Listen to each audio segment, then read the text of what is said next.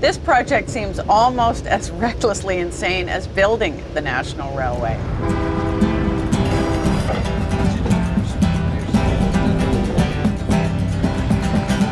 We are shooting a high-definition TV special as we ride the rail from Vancouver to Halifax. We want you to experience it. It's one of the great journeys in this world. Ooh, the whistle blows, all aboard, it's time to go. Roll, roll, the wheels go round, riding on the railway. What makes it so memorable? Hi there. Is it the geography and the immensity of Canada? The history? All the people you meet on the train? Or the peaceful pace of travel? So raise a glass for the engineer, riding on the railway, and all the railway riders here. Riding on the railway. The countryside we gaze upon, riding on the railway, and the silver rails we're riding on. Riding on the railway. Raise your glass again and say a toast to the crew aboard today. One for every old rail hand in the mighty trains of this mighty land. Woo-hoo, the whistle blows, all aboard, it's time to go. Roll, roll, the wheels go round, riding on the railway. Woo-hoo, the whistle blows, all aboard, it's time to go. Roll, roll, the wheels go round, riding on the railway. Riding on the railway, riding on the railway. Join us for Canada's greatest ride.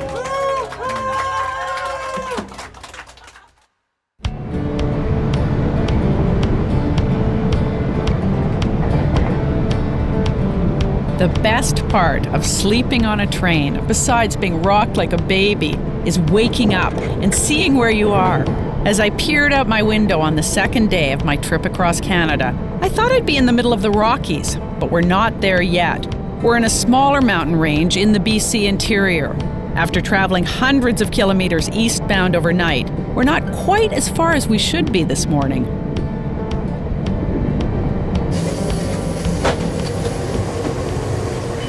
Good morning.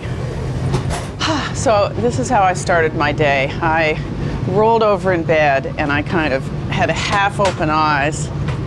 And there weren't the Rockies because we're not there yet, but there were just these magnificent green fields and some cattle grazing and the sun sort of just rising between the peaks. And then I kind of snuggled up in my bed for another couple of minutes. It was maybe pretty early, like 5:30 or something like that, but other than that, I slept so well, just rocked along, and it was magnificent. So I just sort of rolled over and lay there for a while and then got up, had a nice hot shower. And now I'm in the breakfast car, and the lovely Jean-Francois knocked at my door at about 7 o'clock and brought me a cup of coffee, so I had that while I was getting ready. Caller 201, okay, you guys look good too, man. We're running a bit late because of a train traffic jam earlier this morning. An oncoming train forced us onto a side track, so we could let it pass.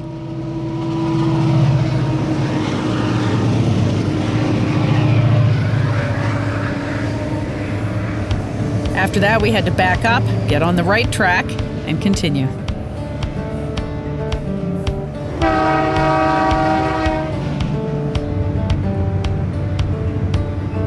North of Kamloops, we're traveling through the fertile mountain valley that follows this river in Via Rail's train number 2, also known as the Canadian. The river we're following is the glorious North Thompson, a tributary of the Fraser River. It was named after David Thompson, a fur trader who's considered one of the greatest geographers who ever lived. He mapped more than 2 million square miles to the west, about a fifth of this continent. He never saw this river, which was named in his honor by Simon Fraser.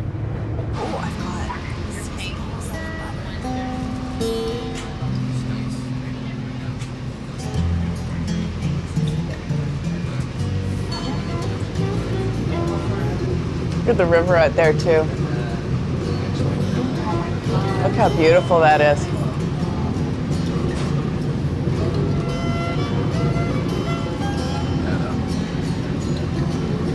I still don't know how they, explored them all and paddled them all.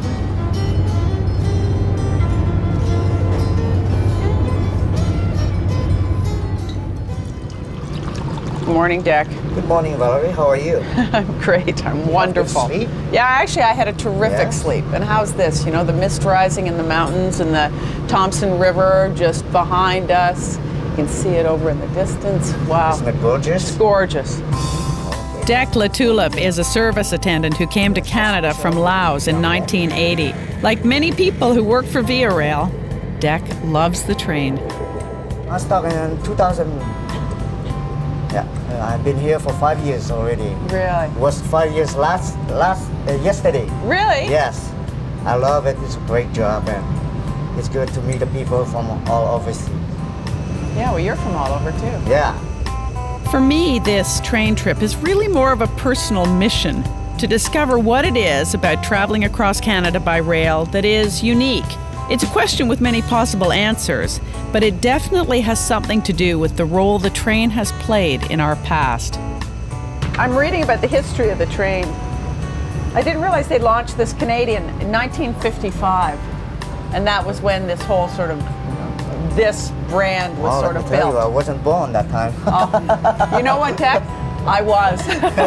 Here we go. But the thing I didn't realize either was that now it takes, 7 days to go back, way to, Toronto, yeah. Vancouver, Toronto. Yeah. Whereas when they did the very first transcontinental one, when it just opened in 1886, it took about that amount of time to go one way.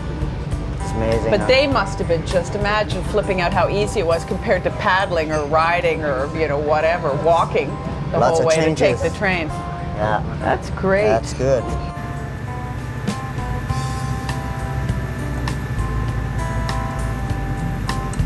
We're in Blue River, a small BC community of about 250 people. It's nestled between the Monashee Mountains to the east and the Caribou Mountains to the west, about halfway between Vancouver and Edmonton.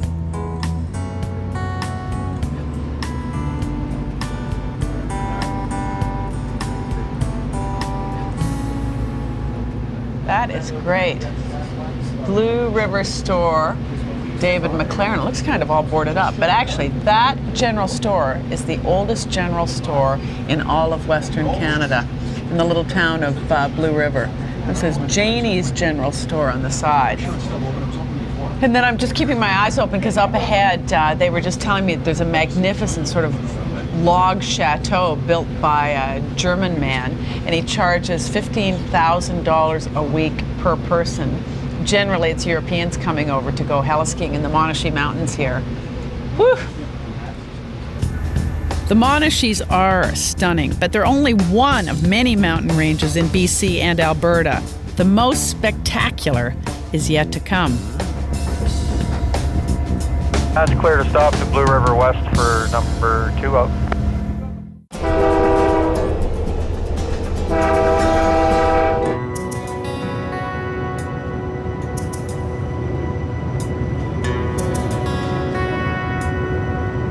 It's day 2 of my Trans-Canadian Railway adventure, and we're now winding our way through the same unforgiving route tackled by a daring group from Ontario and Quebec in 1862.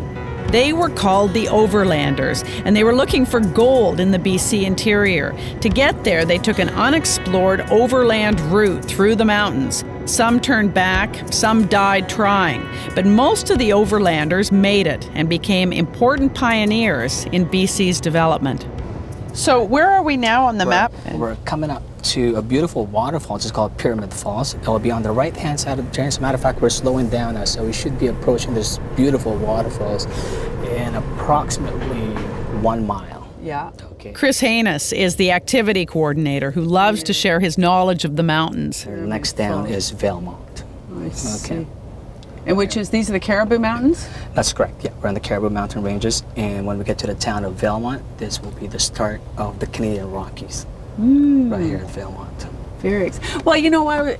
It's interesting because I bet a whole bunch of people who come on the train just think all the mountains are the Rocky Mountains. No, we go through different series of different mountain ranges. When we left Vancouver last night, we were at the coastal mountain ranges, and then this morning when you woke up, we were in the Caribou Mountain Ranges. Right now, we're actually in the Monashee Mountain Ranges, and then when we get to the town of Valemount, which is at mile 73. Yeah. that will be the start of the Canadian Those are the Rockies.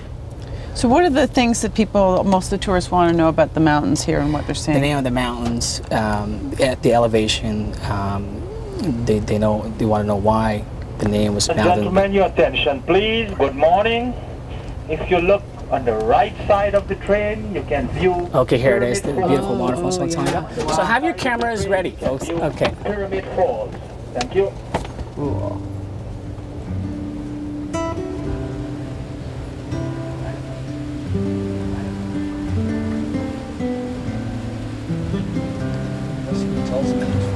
Well, yeah, the reason why they call it Pyramid Falls is because it's shaped like a pyramid.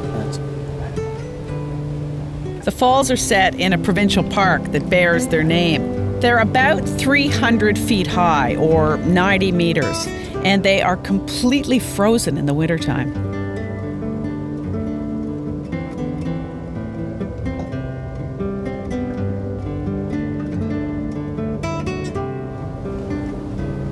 Boy, that's beautiful. You see the mist coming off there, get little rainbows. Do you ever get bored?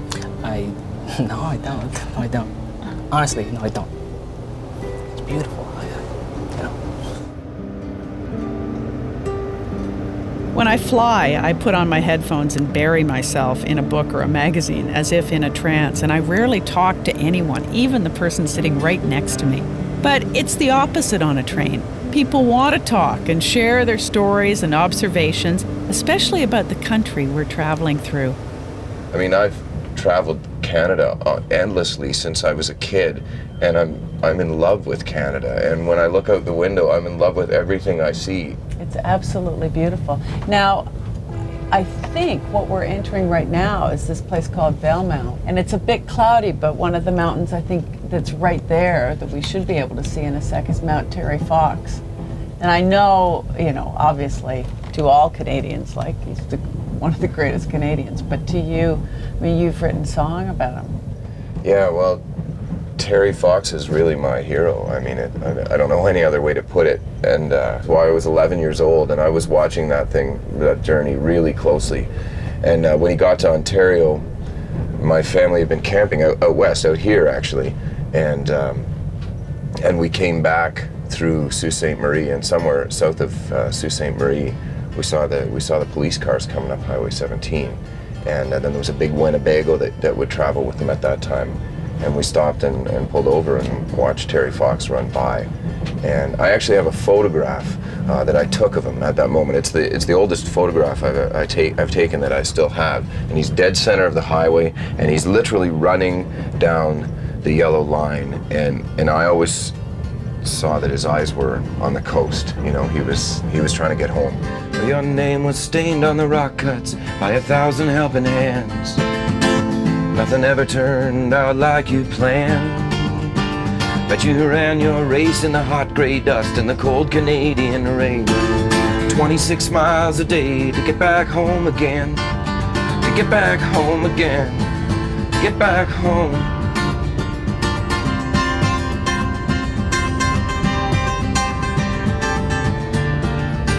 Run, Terry, run. To the Northern Ontario sun. Your day is nearly done. Run, Terry, run.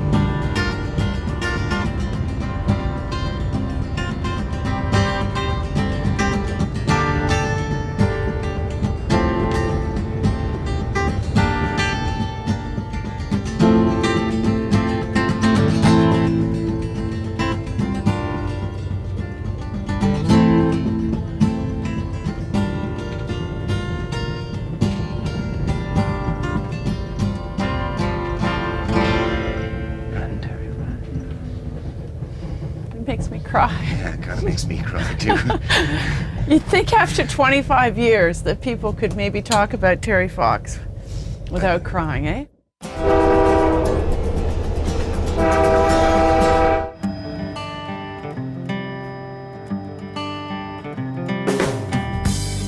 The train is now in the midst of what most people consider the highlight of the journey, the Canadian Rockies. They're about 65 million years old, which is quite young as far as mountains go. They form a spine along the entire continent, from Alaska to Mexico. But this stunning, rugged scenery is quintessentially Canadian. Clear to Foster for number 2 out. It's been more than 18 hours since the Canadian left Vancouver, heading east across the country. Our time in BC is almost at an end as we approach the Alberta border.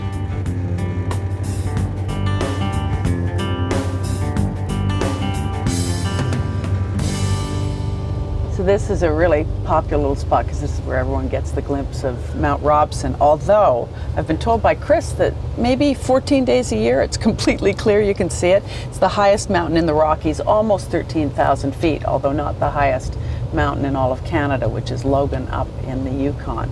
But this is also where you see the Fraser River again.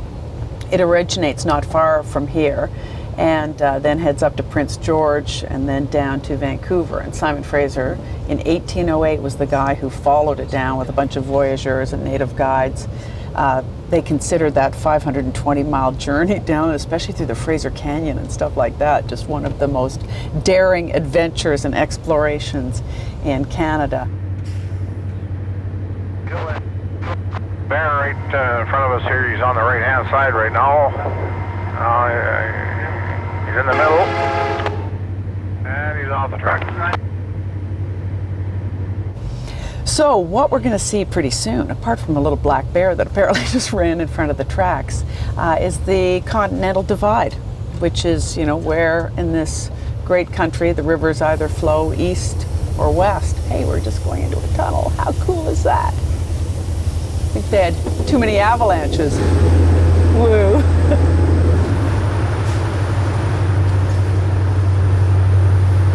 That's great. The tunnels are very cool.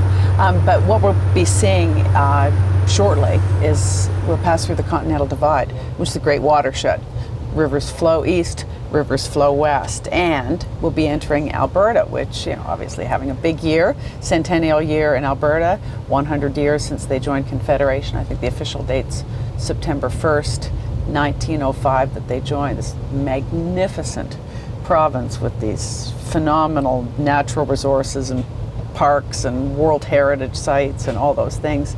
And I guess the next major stop on the way is Jasper, and we actually make a stop and get out, which is one of the most beautiful national parks you could imagine.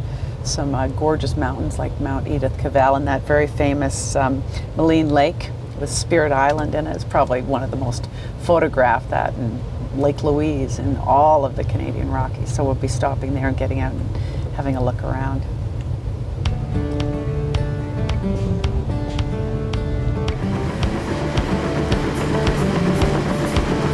The train is now picking up speed as we wind our way into Jasper. It's the largest of Canada's mountain parks, and it's home to hot springs and glaciers, as well as wildlife like grizzly bears and mountain goats.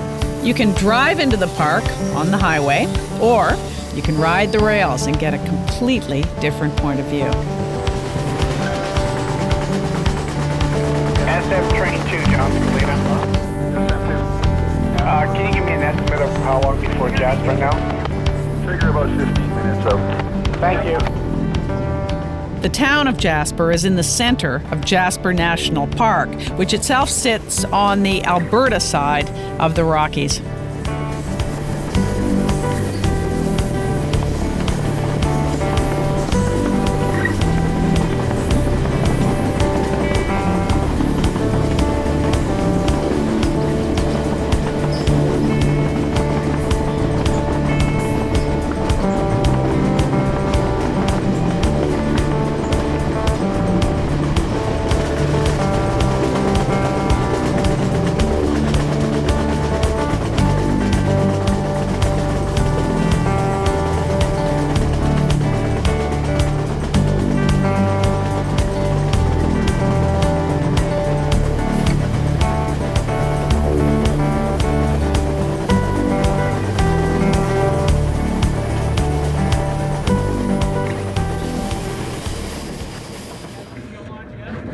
The Canadian government created Jasper as a national park in 1907. Trains started coming after the Grand Trunk Railway laid track here in 1911. This beautiful mountain community has been a haven for adventurers and outdoor enthusiasts ever since. And it turns out one of them is waiting for me to arrive. Welcoming committees, right? Thanks for showing up, eh? Yeah, we did our best.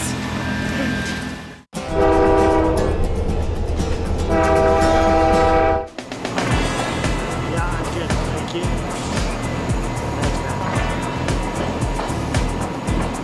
After almost 24 hours on board the Canadian, we've arrived in Jasper. I have exactly 45 minutes to look around before my train leaves again. Wayne Robinson is going to give me a very quick tour. Thank you. Oh, nice to be in Jasper. 45-minute break. I'm looking for Wayne. Hi, Valerie. Hi, welcome to Jasper. Thank you. My name's Wayne. I'm with the Jasper Venture Center. Yeah. And brought you a latte. I'm in love. I'm in love already. How did you know this would be just, apart from your company? Oh God, how great is that?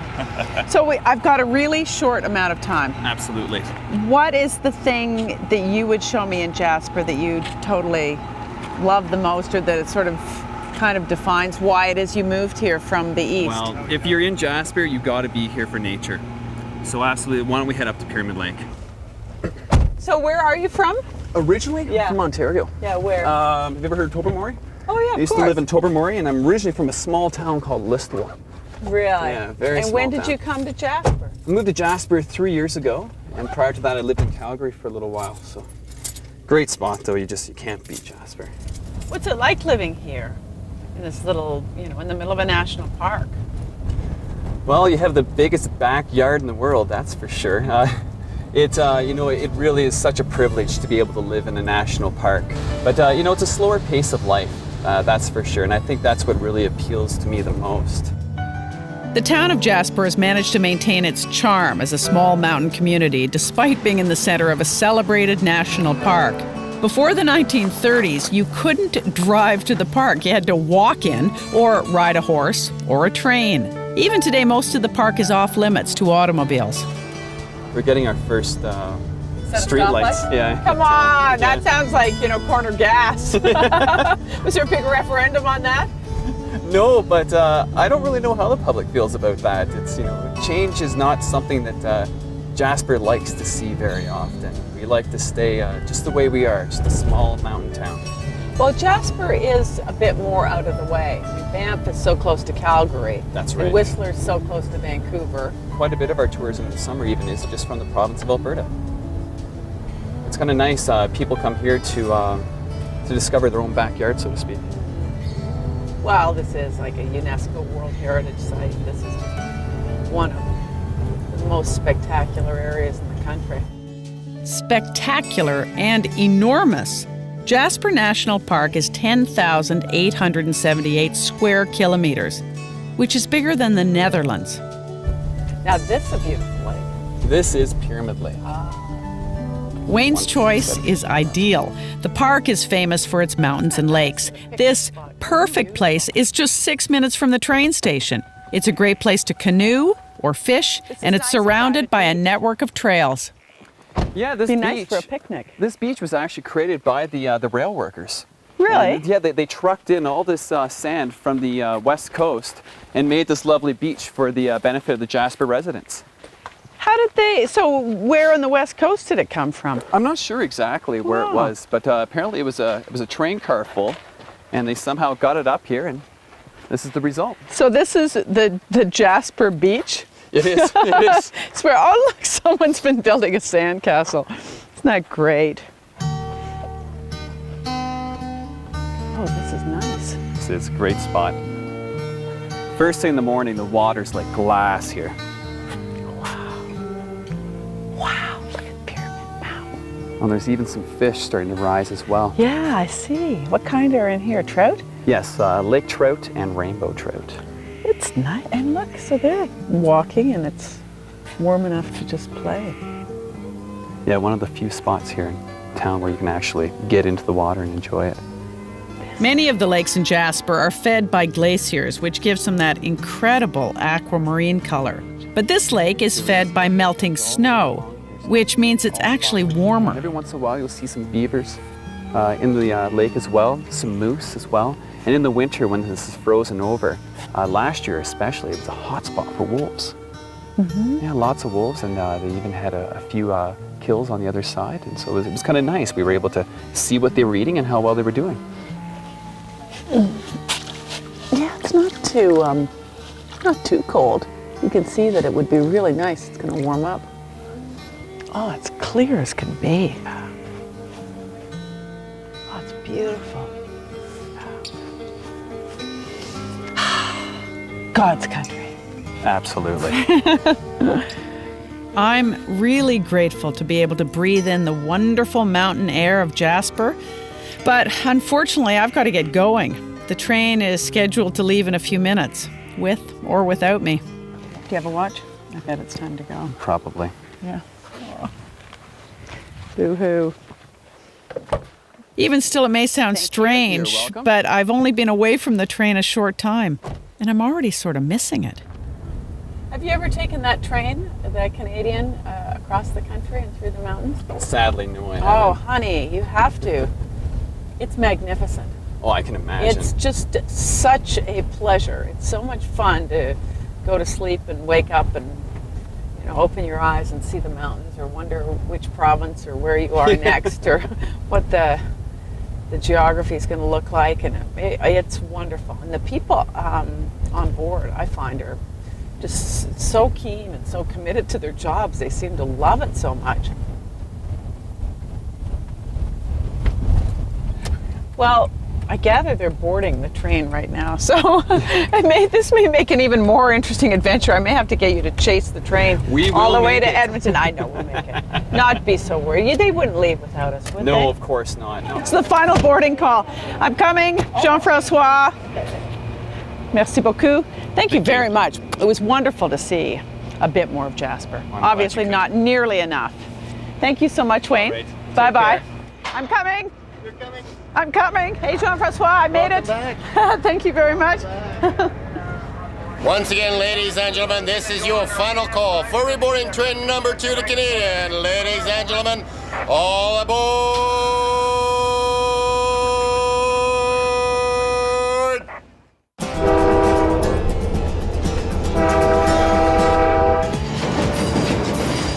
Back on the train, I watch as the Canadian pulls out of Jasper.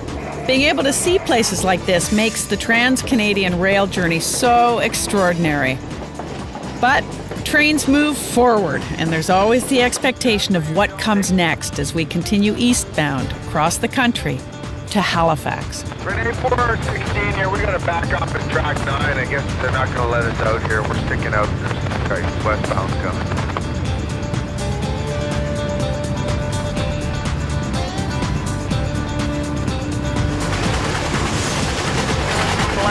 Coming up the east, we're going to be going into 5 track. That's probably why I won't let you out. Why there's somebody in the north yard if that's in the north, but home we're going to be going out. Canada has one of the largest railway networks in the world. More than 48,000 kilometers of track and at least 40,000 railway crossings that are shared between passenger and freight trains. The freight train industry is thriving, with vehicles hauling loads of every kind to communities across North America. Have an old key on the South Rail. Fine here.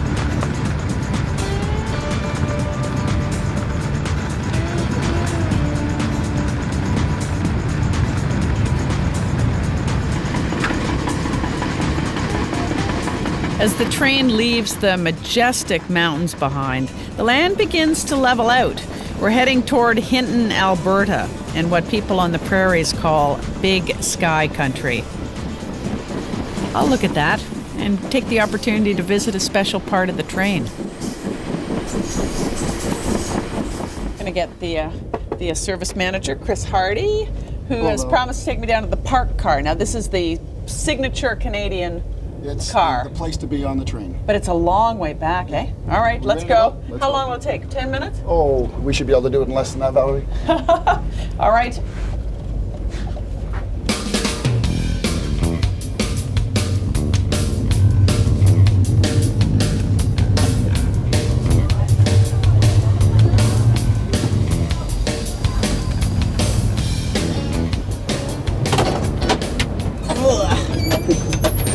any lighter, do they? No. You gotta go through the entire train? All the way to the back. How many cars is it? The train's 19 cars.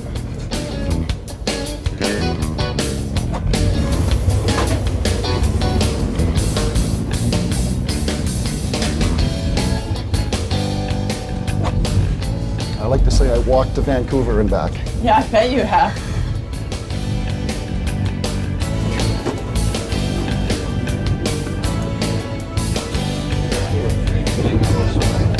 There's a party going on here. It's a big party going on here. Hi, you guys. You having a good time? So cute. Pretty exciting to ride on the train, eh? We got the bubbles. It is party time here. Should we go up top? Sure, take a look up top in the dome. The famous parked car is the flagship of the Canadian. It's at the very end of the train, and it has a lounge and 2 levels of panoramic viewing. Perfect. Now, you know what I wanted to ask you about? Well, tell the car, first of all. This is the sort of signature of the Canadian, eh? They're all named after 18 provincial or national parks. So that was the plan from CP when they built them to honor Canadiana. And tell me about the Canadian itself. I mean, this has become a historic train. Yeah, it's like we often refer to it as a museum on wheels. It's, as we said, a great piece of Canadiana. It was built by Bud from California, modeled after the Zephyr, the California Zephyr, which was very successful at the time. Mm-hmm. It was new, modern, lightweight. CP had 173 cars ordered, built in 53 and 54, and in service. The first train was in service in 1955. So they launched the Canadian in 1955, and it was like a huge event in Canada. Oh. I mean, everybody was aware that this was. This was a coming of age for Canada. It's always been the way across. As everybody knows, the last spike, the railway, the CP helped hold Canada and build it. Yeah, because it was coming across since 1886. Yeah, and this was a modernization and just a great step for railway, passenger, CPR, and everything in the Canadian psyche. And these are still the same cars from the 50s, all the original cars? These are all the, I won't say identical because the top deck, which is what we're sitting in, all the amenities, the bedrooms and everything have been totally totally refurbished. Well, I remember when we went across the country and I took my kids, they were much younger. I mean, they spent so much time up here and they loved it at night, you know, looking at the stars. It's just beautiful back here. Now, what is that, the Athabasca? That's the Athabasca River, correct. Oh, so who came along? Mackenzie came along the Athabasca, and David Thompson used the Athabasca, and Etienne Brule, all these great explorers came along this great river. It's great when you can see the curve of the train up ahead. That's a really. This is an interesting point because I believe we have water on both sides. It's sort of a little. That's beautiful. Causeway across here. We have water on both sides, so we have just a little causeway. I haven't looked, but I think we're past Park Gate already, so we've actually left Jasper National Park. We have. Yeah, well, pretty soon, I guess the mountains start to go away. That'll be a sad thing, because at least when you're heading west, you can keep thinking, oh, wait till when do we see the mountains? When do we see the mountains? Because I guess they really are the highlight of this. They're probably the highlight. That's what everybody wants to see, but it's amazing how many people, in particular Europeans, come over and are totally flabbergasted by the breadth of the country and the width of the prairies and, watching your dog run away from you for a week. And, Lake Country and the Shield. Now tell me, because how long have you been doing this job? 29 years. Come on. Since 1976. We keep asking myself and asking other people, what makes this Canada's greatest ride? What's so fabulous about the train going across the country this way? Many people, we get people from all over the world. It's their lifelong wish to travel on this train. People that are on that have terminal cancer. This is what they wanted to do. Their wife or husband takes them on for their last trip. We see many of those things. So it's not only there's an ingrained love or fantasy about train travel, and I think we try to meet that goal. Hopefully we're successful. It must be pretty poignant, the people you see who probably like burst into tears when they... I've had, most of our people can get, a lot of our passengers can get very emotional, like I say, if it's their lifelong dream. Yeah, it's the classic Canadian. I have to admit, it is kind of sad leaving the mountains behind. But we have the vast prairies to look forward to, another quintessentially Canadian landscape with a beauty all its own, a more subtle beauty. Calling attendant in car 220, that would be Mr. Jackson. Can you get back to me, please? This is the SSA coach.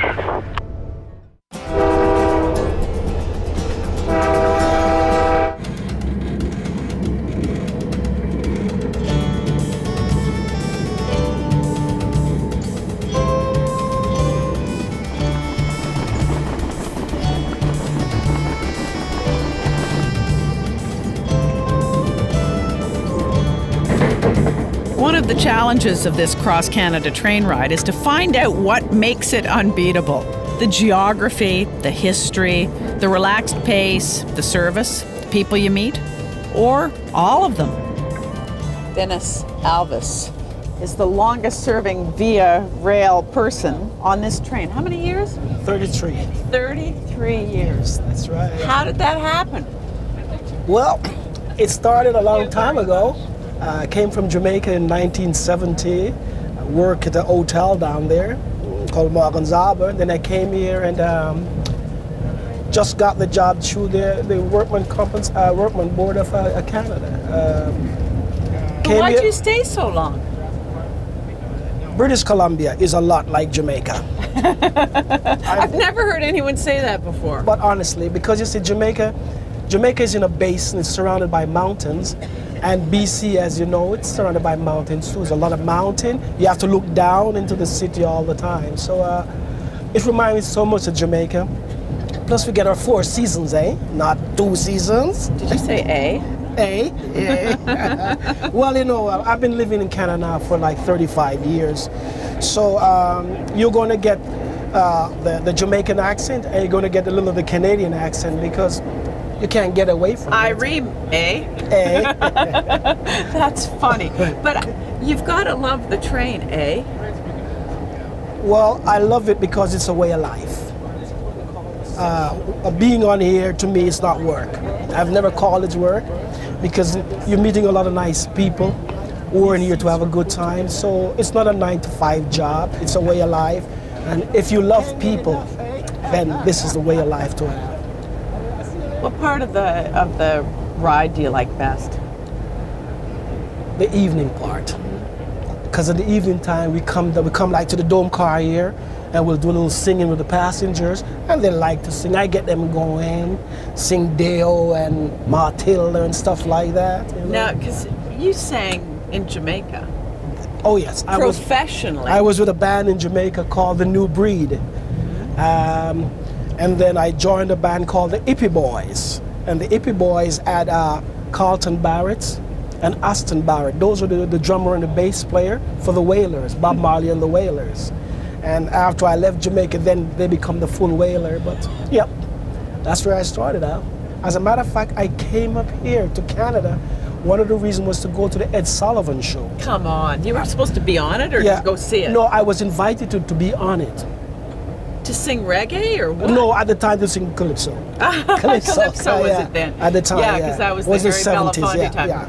They weren't ready for reggae yet. Well, no, what happened, when I got to Canada, I decided I didn't want to go any further. Why? Because I like where I was. I phoned those people and says, I'm sorry, I'm here, I'm going to stay here, I'm not going to go any further. 35 years later, here I am. And you get to sing. Oh, I love singing. Without singing, we're going to have problems. Without singing, this world will not be the way it is. Without singing, you won't have love. You better sing. Sing. Sing something. Sing something. I have no loving arm to hold me. Every day I wake up, then I start to break up. Lonely is a man without love. I thought you said it was Elvis, not Elvis. Oh, well, you know, it goes together, it goes together. If I was singing a Jamaican... You're making me blush, Mr. Elvis. That's a good thing, that's a good thing. That's not a bad thing. No, it's not a bad thing. It's very nice We'll be jamming later. We'll be jamming later. We'll be doing more of the reggae stuff. Oh, yeah, we're jamming. Okay, thank you.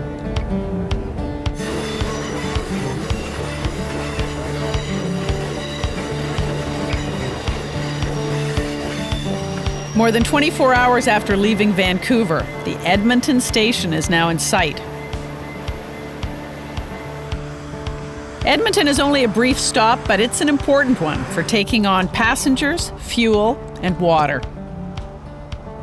You know, the skies are actually starting to look bigger.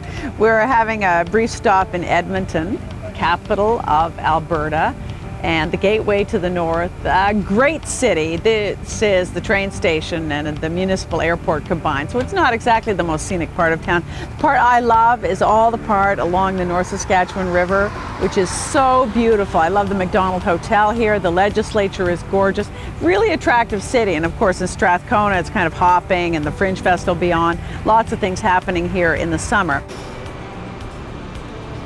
The Canadian has a very long journey still ahead, and soon it's back on the move.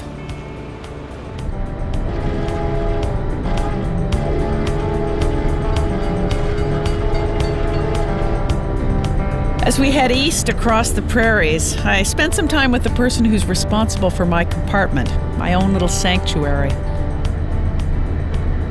So this is just, you know, my great good fortune that you're treating me so well right now. So hang on, I got these two rooms. So Jean-Francois, is this very complicated? It takes you a little while to do this, eh?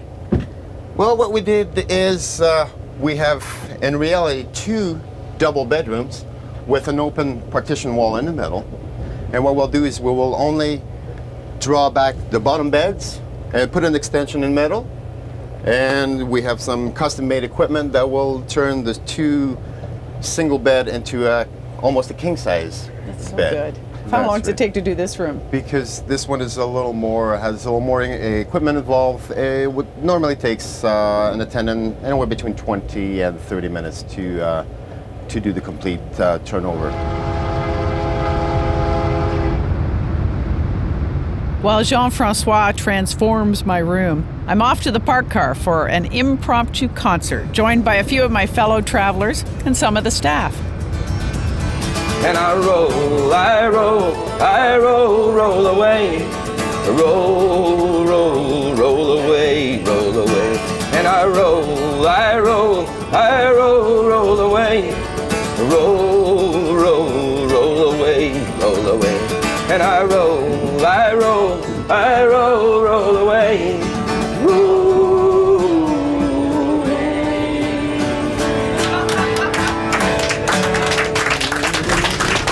You guys rock. Thank you. When you're this far north in the summer, the sun doesn't set until late. And although it doesn't look it, it's now past 10 p.m. And I can't wait to get to bed. So there we go, Valerie.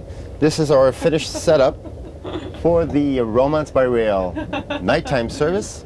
That looks lovely. Who's going to be doing all that drinking? I think the thought of sleeping's way more attractive, but it looks very beautiful, Jean-Francois. You're very welcome. I started this day on the other side of the Continental Divide and saw Mount Robson, Jasper, the foothills, and the North Saskatchewan River running through Edmonton. We'll pass the South Saskatchewan and Saskatoon while I sleep. I can dream about all the brave people, pioneers who took the train to the prairies to make a new life for themselves in this country. And what a country it is. Your south side looked okay going by us here. Then your north side looks okay. Thank you. Woo-hoo, the whistle blows, all aboard, it's time to go. Roll, roll, the wheels go round, riding on the railway. Well, a guy gets on in Halifax, riding on the railway. Says, here I go, boys, down the tracks. Riding on the railway. By God, I'll miss the family, but there's something out there calling me. So raise a glass for the engineer and all the railway riders here. The countryside we gaze upon and the silver rails we're riding on. Raise your glass again and say a toast to the crew aboard today. One for every old rail hand in the mighty trains of this mighty land. Woo-hoo, the whistle blows, all aboard, it's time to go. Roll, roll, the wheels go round, riding on the railway. Woo-hoo, the whistle blows, all aboard, it's time to go. Roll, roll, the wheels go round, riding on the railway. Riding on the railway. On the railway.